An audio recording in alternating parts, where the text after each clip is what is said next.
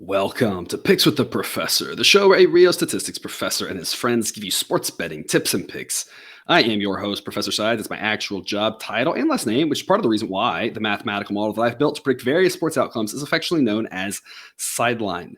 You'll hear more about the model during the course of this episode, set to cover the 6 best college basketball games scheduled to be played on Wednesday, January 25th, 2023. In addition here, check out the webpage on the banner there. It's www.pickswiththeprofessor.com/new for some explanations and community rules. Don't forget, for all the Model A grade plays, you can join the Patreon at the $5 or higher level. That also gets you access to the Discord chat, which is the best place to get questions answered about these or other games, along with discussion on other sports. As always, remember, there are no locks in gambling, so what Sideline provides are loves, likes, and leans. It is A, B, or C grades. The idea here, we've added the A+ plays, if you've noticed that. The A+ plays, I don't think they're going to perform a ton better than the A plays, maybe a tiny bit. The idea there is for those larger slates. We're going to have a little bit larger slate here on Wednesday. We're going to even bigger on Thursday, I believe. And then we get to Saturday, a way to parse down. Maybe if you're only interested in playing 10 games, maybe that's your A+ plays with the 10 to play there rather than playing, say, 40 A grades. So we got the A+ plays, the A plays, B plays, C plays, got all sorts of stuff for you there. Remember, the results for all of these picks can be found in the Google Sheet, also on BetStamp and at Black Book Sports. All those links are in the show description. The Google Sheet also contains the model projections for every single game, but as always, take what you like and leave the rest.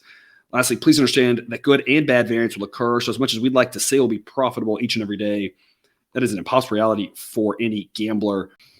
Jake, we got like the bad variance on flagrant fouls on Monday, and people might be watching this on Wednesday. Yeah. And so the Tuesday games have happened, but think back to Monday night. Both at the very end, both in the last minute, one in the last minute of double overtime. Yeah. I mean, the late one, in case you missed it, viewer, was the New Mexico game where he gets the clear rebound, gets hacked multiple times, and then in the "I'm trying to get you off of me because you're hacking me" does hit a guy in the face. And that it's not that wasn't a flagrant one, it's that the flagrant one only happened because he was getting hacked multiple times. Yeah. And so the refs conveniently missed that. Thankfully, we still got the over in that. And if you got New Mexico, there's a reason why I said I was waiting for 3. We got it as an A grade play at 3.5, still covered, missed the money line play on that. So still mostly okay. But I mean, that's a freshman one. And then the Duke one where, I mean, I don't understand it. At first I was a little bit, iffy on it, but watching it over, I mean, that's a flagrant one. Bottom line, there's no question to it. I mean, it wasn't intentional. Intentional is a flagrant too. But I mean, he did clock the guy, and you have to control your body. We talk about that in sports. We teach our kids this, right? You got to control your body. And that's part of the idea of a flagrant one is you didn't control your body. And I don't know how you missed that, really. Well, especially like it was clear as day in the review and both of them, like, right, like I know you can't go back and add a foul in, like just a common foul, but right. It was like those two refs were reading the same rule and reading them completely different, like obviously different. Like, oh, the intent wasn't there, so it's not a flagrant one. Well, then that's not how the rule's written. And then the guy was like, oh, the intent's not there, but he still made contact in the New Mexico one, so. Yeah, it was like the same setup. It's like, and had they both been called flagrant ones, then both things maybe go away, or if they both aren't, right? It's one of those, like, it was kind of the same thing, right? Neither one were intentional, but you whack the guy above the shoulders. That's a problem. Yeah. Weird games Monday night. It was a fun night, but a weird night. Maybe we can avoid some of these dramatics here on the rest of the week, right? I hope so, Lord. I mean, it's sad when it sucks, like especially the New Mexico game where the whistle decided that game. It wasn't right. Like those two teams were battling it out and were tied and stuff like that decided the game. And it did, absolutely. And especially considering New Mexico then would have had the ball with a chance to win. Maybe they don't. Maybe it goes to a third overtime. Maybe they're still playing right now, to be honest with the way that game was going. Yes. But instead, it gives Nevada, 2 free throws. They have to foul more free throws. And Nevada wins by 3. So, yeah, it's definitely unfortunate. Hopefully we can avoid that here. But some great games here on Wednesday. Again, no overtime game today. We're just going to cover the 6 best games. Jake, we eliminated a handful of games that are pretty good. There's just only so much time to talk about these and dive into them, but a lot of good games here for Wednesday. But before we get into that, some reminders. Please hit the like on YouTube. Also, if you aren't yet, please consider subscribing or following. It's free. And if you turn on notifications, you won't miss any college basketball, MLB, or college football content that this channel provides. I already mentioned the Patreon, but check it out if you haven't yet. Lots of great benefits to be found over there above and beyond what we do here. $3 per month gets you the play of the day. For another $2 a month, you get all the model picks and access to the Discord chat. And for $5 more a month, you get ad-free shows and early access to all of those recommended picks. Go to www.patreon.com/pickswiththeprofessor for more details. But even if you're not there, we're still thrilled to have you here. Let's get to it. Again, all lines courtesy of an unnamed domestic sports book. Sign-up link, not in the show description, but sign-up link for 2 other books that we do support are and current as of the time of this recording on Tuesday afternoon. I'm going to start off with the slightly earlier tip. I love when they do this because it gives us something to watch. 5:30 p.m. Central, Xavier at Connecticut. I mean, Connecticut's good, but 7 seems like a lot against a really good Xavier team. I know they're at home, but I'm going to grab the 7 here with Xavier. Model says 6.5, once 8 for an A grade play, 9 for an A plus play. But you always hear me talking about 7 as kind of a pivot point, as a default pivot point. It's not always more than 7 I'm grabbing the points or less than 7 I'm laying them, but it is kind of a little bit of a tipping point here. Getting 7, I think, is a pretty good investment with Xavier. They're not as good as UConn, but I'm not sure with how they're playing right now. I'm not sure they're that far behind them. Xavier, offensively, probably better than UConn at this point. Defensively, going to lag a little bit. Should be a lot of points, but I think they can hang around, keep this game interesting. In a lot of ways, they can still lose the game, but we can win this bet. Total is 152. If I had to, I'd play it over. It's just a lot of points. It's hard to get over a number like that when you got UConn, who's potentially going to try to slow it down and does still have a pretty good defense. So it's a little bit too high for my taste, but if I had to, I'd be playing the over 152. Instead, I'm going to focus on Xavier plus 7. Jake, what do you think? Yeah, look, this is way too many points. This should be a very, very tight game. We've got 2 toppish tier teams going at it. Since conference play, UConn has been a little bit of a letdown. I mean, besides murdering Butler, I don't know what Butler did to them in both those games. They've lost 5 and won the other one by double digits, but not. And I think that was Georgetown. So it's not like they've done very well since conference play came around. I really think this is an overreaction to that Butler game. In my opinion, Butler is the perfect team for UConn to play because they like shooting jump shots. They shoot way too many jump shots. Keeps UConn's big guys out of foul trouble, and they're able to dominate the pace because Butler is not that good of a team yet. If you start looking at the numbers in this little 7-game conference stretch they've given up 83 times, and before that nobody ever got to 80. So I think Xavier's got the offense. They play at a very fast pace. They'll keep this close. They've got the size to battle it with them. They're a little thin on depth. I don't know that Xavier's going to be able to win. I mean, they shot 28 free throws to UConn's 9. I don't see that happening in Connecticut. So I don't think we're either going to get Xavier shooting only 30% from the 3-point arc either. So I think this game is going to be very close. UConn probably wins it at home, but 7 points is way too many. Yeah, absolutely. It should be a good game. I think Xavier can hang around. You make an interesting point about Butler and UConn. The last game, the styles could be a little bit of that, could be a little bit just Butler also, because their reliance on the jump shots, just becomes an all or nothing team. If the shots are falling, they're pretty solid. They're a pretty good team. And when they're not, they're really bad. And so on average, you just say they're a very meh team, but you just never really know what you're going to get with Butler. And that can, if you're just taking one game, it can be kind of misleading to look at what UConn did to them. And it's like, I'm not sure if that doesn't just say more about the wonkiness of Butler than anything else, right? And that's kind of what we saw there. Xavier, a much better, more complete, more consistently shows up team than Butler, who sometimes just does not look good at all. We've very rarely seen that from Xavier, whereas Butler, it's like half the games when we see them just not look good. So a little bit tougher of a challenge here for UConn than that Butler game was. Oh, for sure. I think this is. I love that the Big East starts earlier and plays on these off times, so you can catch them in between. I think that's brilliant for a smaller money conference. So it'd be a great game. Look, and I don't want to get too far off tangent here, but I have to say the Big East does it right. There's a lot of other conferences that should take note. It should be playing on Fridays, should be playing earlier time slots, getting on TV, even if it's on a deal with just ESPNU or with FS2, or it doesn't matter. If you had conferences who are starting up consistently on these Monday nights and on Friday nights, playing at 5 p.m. Central, maybe even 4:30, just getting some different time slots, get eyeballs on them, we'd all watch. It'd be a huge boost for the conferences. The Big East does it right. It's a lot of fun. Like you said, what they do here should be a lot of, and this one should be a great matchup too. So, I mean, it's all around all good things. Which takes us to the 6 p.m. time slot. Only one game we're going to cover in here. A lot of later games of interest. Again, a lot of games at this time slot either looking like blowouts or just couldn't quite make the cut. But this is what we're going to focus on here. 6 p.m. Central, West Virginia at Texas Tech.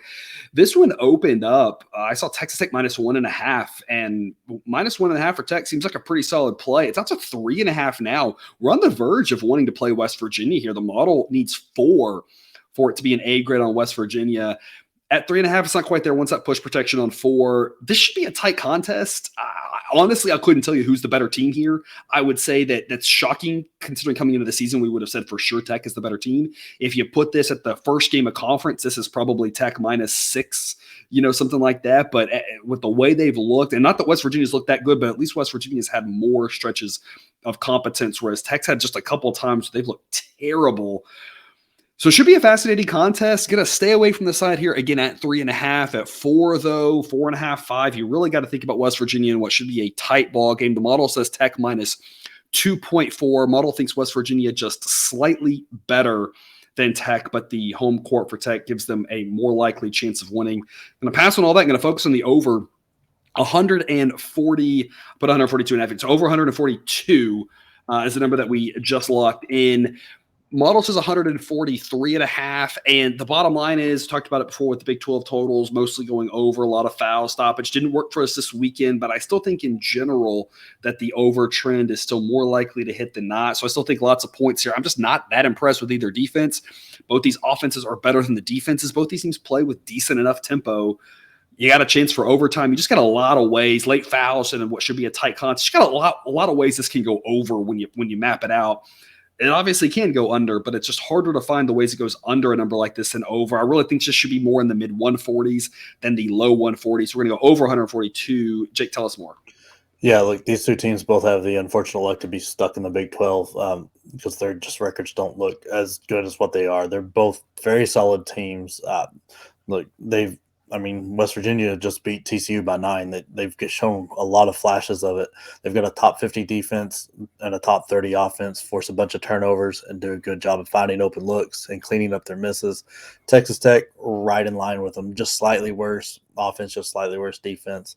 They both like to force turnovers, so really – it should be a fun, fast-paced game. I think we're going to get a lot of points. I think it'll be tight. And that tightness will give us a few extra points. I think this total is way too low. I think it's much closer to like 147, 148 number, like with both teams in the upper to mid-70s.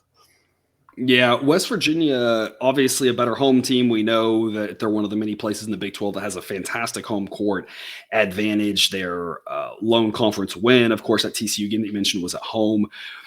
On the road, though, they've done okay this year. They only lost by 6 at Kansas State, and that's not a bad outing at all. If they play that well here, they're probably going to go on the road and get the win because Kansas State's just a much better team than Tech is. They lost by 1 at Oklahoma, and that's probably Oklahoma and Tech are probably pretty comparable at this point, and so that would be at least enough to cover. So if they've had some decent road outings. So I know the narrative a lot of times with West Virginia, both basketball and football, is don't fade them at home and don't back them on the road.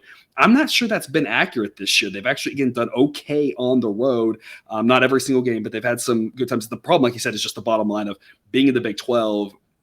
We've talked every time we talk about this conference, you can't not mention how difficult it is. And these two have had the worst luck probably of all of them with regards to the fact that they just can't find a win anywhere. Someone will have to win this one, but it should be a good contest. Again, if we can get more points with West Virginia, that becomes valuable. Or again, basically, if you can get closer to a pick 'em, which is what it was with Tech, that becomes valuable. But again, the number right now, a pass, just focusing on the over 142, should be a lot of points. Should be fun to root for in that one. To the 8 p.m. slot, 8 p.m. Central, Texas A&M at Auburn. We're going to lay the 6 with Auburn. The model wants 5.5 for an A grade, so it's a B grade at 6. It wants the win if they win by 6 rather than the push. That's understandable. But as it is, I still think Auburn's the right side here. As good as A&M has looked, I still think Auburn's just the better team at home. I'd rather lay a shorter number, but in one of the better games of the night, I still think I'd rather be on Auburn, especially at a number like this. The model says 7 is the most likely landing spot. Two teams that the biggest difference, I think, is that Auburn's defense is better than A&M's defense, and I think that's the turning point. Otherwise, not a lot of difference in these teams. The home court and Auburn's defense, hopefully what gets us to the cover here. Jake, what do you think? Yeah, that was the most surprising thing as I was digging into it, because Bruce Pearl's not he's a very good defensive coach, but his teams haven't been known for great half court defense play the last few years, especially at Auburn. But right now, this team is very, very good defensively. They're ranked 10th overall, 5th in effective field goal percentage. They guard the arc. They're second in the nation guarded the arc. They force a decent amount of turnovers, and they really keep people off the glass. I think Johnny Broome was an incredible pickup in the transfer market out of Moorhead. Offensively, they rebound the ball well, and that's about the extent of what they do at a high level. But they're just a solid offense, nothing special. It's just that defense is really something going. They shoot a lot of free throws because it's more of aggressive offense plus feeding Broome and kind of thing, but they're just not very good at making them, so it makes me a little nervous here. But Texas A&M, I just don't think they've got the offense here. They're very dependent on Marble to kind of run their offense through him. I know, so he's a very important part of that. You saw that in the Kentucky game. Anytime he went out, Kentucky went on a big run because Texas A&M was struggling to score. I think we'll see some of that because Coleman's not really been stepping up. So I think we'll see that anytime he's out, Auburn's able to really extend the lead. I don't think this one gets too far gone, but I think anywhere between 8 and 12 is about where this one will finish up. Yeah, when you think about, again, the home court advantage and the fact that Auburn's just a little bit better, I think there's two main ways we win this one, and that is at some point in the second half, Auburn gets out to 10 and just kind of hangs in that 8 to 12 range until the end, and it kind of just fizzles, and again, they win in that 8 to 12-ish range. Or we got a decent chance that they're up 4 or 5 late, all they need to stop, get the rebound, get the foul fast going, and they can get it out to something like 8. So couple easy ways that we can get a winner here. Again, no locks and gambling, but more ways to win this one than lose, I think. And sticking in the state of Alabama, though, talking about the team of the month at this point, I feel like we've had a couple of different teams from UConn and Purdue and Houston that we've really talked about as being really impressive at times of the season. The time now, this is Alabama's time. They look just absolutely otherworldly incredible. We don't think they're going to have much of a problem here with Mississippi State. It's a giant number, 12.5. We're going to lay it with them. The model would lay 12 as an A grade, so not quite to A grade territory, but this is one of those games where the number might not matter because Alabama could easily be up by 20 in the second half of this game. I mean, the bottom line is Mississippi State, their calling card is their defense, and Alabama's defense rates better. And that's really all you need to know about it, is that when the one team's supposed to be defensive minded, but the other team actually rates out of the better defense, that does not bode well. Obviously, we know that Alabama's offense is light years ahead of Mississippi State. The game being played in Alabama, really good chance they run away with this one. The model says a little bit more than 13. Alabama 13-5 against the number this year. We faded Mississippi State 11 times and gone 9-2 doing it. So I just think the number has really struggled to catch up with how pretty mediocre this Mississippi State team has become. They're not bad. They're just not good when you compare them to the tippity top teams around the country. They fall really far behind them, and that's what we expect here. They're going to fall really far behind Alabama, especially on the road. Jake, what do you got for us? It's an offensive problem with Mississippi State, and that's going to, on the road, is going to be disastrous against this Alabama team who forces you to score. If you don't, you look like LSU. It's going to be bad. I think it's going to be kind of ugly. Just because they really struggled to score. There was a lot of fool's gold with Mississippi State early in the year, because you start looking at that schedule, what they had a win over Marquette. That's probably the only one that holds up. The rest of them, yeah. I mean, Utah and a Marquette team that is now playing amazing basketball, but wasn't as strong early on. And that's the thing, is they were back then they were just kind of okay, and they just continue to look better and better. But I think if they played that game now, I'd expect a very different result. Yeah. I mean, that's the only two teams they have wins over at the beginning of the year that were in the top 100, and then they beat Ole Miss. That's the only conference win right now. That was at home. I don't see them having the offense to be anywhere near this Alabama team and the pace they're going to play at. It's just not a good combo for Mississippi State. Yeah, Mississippi State's going to want to try to slow this game down, but on the road against that offense, I just don't see how they're going to do it. They can try all they want, and good luck. Good luck. I'll take my chances. With the way Bama's playing right now, they could put 7 guys on the court, and Bama would still find a way to score. I'm going to counter with 6. All right, 7 I feel like might be suffocating, but it wouldn't surprise. Yeah, with the way Bama's playing, if you put 6 guys, they probably would still find ways to make contested shots, and you would just be in awe. Because again, like I said, it's not to say that they are the best team in the country overall. It's not to say they should be the number 1 seed. It's not to say they're going to win March Madness or something. It's just, when you think about kind of month by month this college basketball season, there's been a team that's looked incredibly good, well-rounded at different times, and right now that team is Alabama, the team that I do not want any part of. And that doesn't mean that they can carry it on into March, but if they play like this for the rest of the year, look out, because that is a team nobody wants to face with how good they look. And continuing that theme, a team continuing to look really good is Creighton, was great and then was terrible, losing that key guy, and now healthy again, starting to look good. We're going to lay the 9 with Creighton at home against St. John's. Sideline says it should be Creighton minus 10.5. It's an 8 grade play here at 9. If you can get 8, that becomes an A+ play. I think single digits is a gift here. I think double digits is the most likely outcome. St. John's, wants to play fast. Creighton, I think, has the defense to really put some kinks into that, and the offense to say, fine, you'll play fast. We can score just as quick as you can. Creighton has no problem scoring points. They should put up a bunch here. The model predicts them to get to 81, and I kind of feel like they should be able to get into the 80s against the St. John's team at home. Flip the location, very good game, different story. But here at Creighton, I think they should be able to take care of business. Total, this one's 150. Model says 151.4, so expecting a lot of points. Not going to have a play on the total, though. Just going to lay the 9 with Creighton. Jake, what do you got? Yeah, this is, as much as I love St. John's, this is a disaster matchup for them. It's not as bad as Villanova, but Creighton has some very good guards in Nimhard and Alexander and Shireman like that, and they just don't turn the ball over. They don't make a lot of mistakes.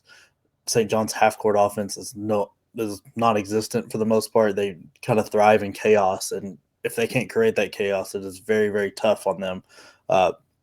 Kalkbrenner coming back, it's going to be Creighton is a very good offense, and they're just going to slowly throughout the game just keep extending that lead. It'll be one of those it's 5-7, 5-7, then it's 10-8, 10-8, and just kind of slowly grow like that throughout the game. And I just don't think they're going to make enough mistakes to let St. John's hang around, especially with Kalkbrenner back. He puts a whole different aspect in that offense because he's also a very good passer where he's at, and you have to collapse down on him, and he's 7 foot, finds an open shooter, and Creighton's got plenty of shooters, especially at home. It's a bad look for St. John's. Yeah, and you make a good point about the guards there, and that's, of course, one of the few things that Villanova's doing well is they still got the good guard play to be turned over. Yeah. And that's what St. John's starts off. It's not quite that simple, but I mean, you can kind of just look at it and say, if St. John's can force turnovers, they got a good shot to winning. If you can slow them down and prevent them from getting those quick looks because you're not making mistakes in the backcourt, it makes it where, St. John's is just such a highly variable team. Those games that they've lost by 20, it's been those types of things where they haven't been able to get turnovers and quick buckets. Their defense just not good enough to stop these really good offenses, especially on the road. But when they look good, it's when they can cause that chaos. And that's, again, where Creighton, not a team that's going to be as susceptible to that as other teams, especially, again, in Omaha, Nebraska. So Creighton -9 is the play there, which takes us to our last game, our double dip here. We're going to go Utah State +7 and over 145 with the game here at San Diego State. Sideline says 6.4 is what the spread should be. So San Diego State, a slightly better team and at home, but 7 just too many points. Model wants 8 for an A grade, 9 for an A+. But again, talking about 7, it's very similar to that Xavier game, right? Getting 7, I still think is a pretty solid investment in what should be a tight, good contest. A lot of points, a lot of fun. San Diego State, kind of one of many Mountain West teams we talked about with this wrap of slow, good defense, mediocre offense, which was true for so many of these teams last year. And this year, that's just not been the case. It's just been a whole different look for so many of these teams in the conference. As good as San Diego State's defense is, their offense actually rates better than average by more than their defense does. And of course, we know Utah State's offense is really good. So again, we expect some points here. The tempo here shouldn't be that slow, which again is surprising given the narrative and not just the narrative, but we literally saw last year in the Mountain West. What we didn't see was a lot of possessions. And the pace should be there. Good offenses. Again, we expect closer to 150 points. Model says 147 on average, but something closer to 150 probably makes more sense. Over 145. And again, Utah State should be able to hang in there in this one. Getting 7 is a pretty solid investment in our opinion. Jay, got lots to talk about with this one between the side and the total. Yeah, look, the total's easy. These two teams are very similar, very even, it should be a great matchup. 7's just too many. San Diego State probably wins being at home and a slightly better overall team, but I just think 7 is way too many. I mean, Utah State has a below average defense, but they balance that out with how they play offense. They excel at finding open looks. They don't turn it over. They're the best 3-point shooting team in the nation, and they share the ball at an unbelievable level. They're also a good free throw shooting team. And the offensive rebounds are the only thing they don't do at an extremely high level, but that's because the other team's pulling it out of the net so much.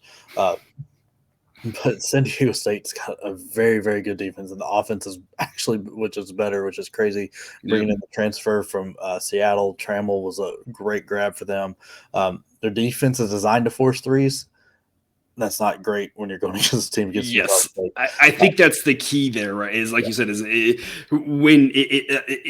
you just look at how good the teams are and match them up, it's a little bit different of a story when you think about how the matchup's going to play out, right? It's just one of those the styles make fights type thing, right? If you have a team that you don't want to force into threes, Utah State's on that list of teams that you don't want them shooting threes with how many they shoot and how well they do it, how comfortable they are doing it, no matter where they are. Oh, that's for sure. And I mean, Seattle's not a bad 3-point shooting team, and they like to shoot them too. So I think the points are just going to rain in, especially these teams get hot. There was a game in the Maui when we were on Utah State, and they just went cold and still almost covered for us, if you remember, because they got hot in the last 2.5 minutes, and they just rain in. I think these teams it's going to be a lot of good shooting, a lot of long rebounds when they do miss, going the other way for a quick bucket. I really think this one is going to be a real tight, 3-4 point game the whole way through. I have to point out that you said Seattle instead of San Diego State, and I feel like there might be some people offended at that. The transfer came from Seattle, I think. Oh, the transfer came from. Okay. I think you maybe I missed it. I was like Seattle, San Diego. Those aren't the same play. I mean, they're both on the West. I was about to say, I feel like that's kind of the anti-West Coast bias, right? Where we're kind of like, it's out there a little bit. But I've been to both places, and they're both lovely, but they are very different in how they operate, how the weather is, right? It's different worlds. But yeah, should be a good game, an exciting one, a late one if you're wanting to stay up, if you live on the West Coast, if you're just a night owl, what should be a good contest, lots of points.